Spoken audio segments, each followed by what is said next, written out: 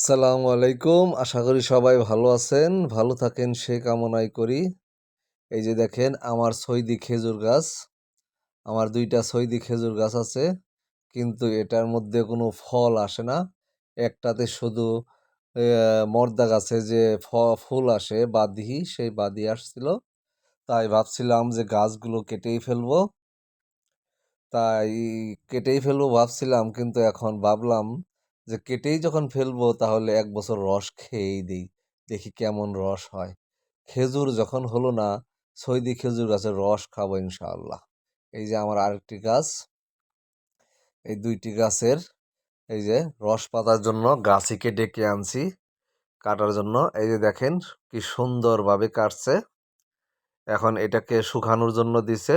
কয়দিন পরেই এটা রস কাটার জন্য, রস কিভাবে বের করা হয়, হ্যাঁ, সেই কাটিং দিবে। তখন ইনশাআল্লাহ আবারও ভিডিও দিব। আপনারা সাথেই থাকবেন। দেখতে পাচ্ছেন কি সুন্দরভাবে সৌদি খেজুর গাছের রস পাতার জন্য আমরা কাটিং করতেছি।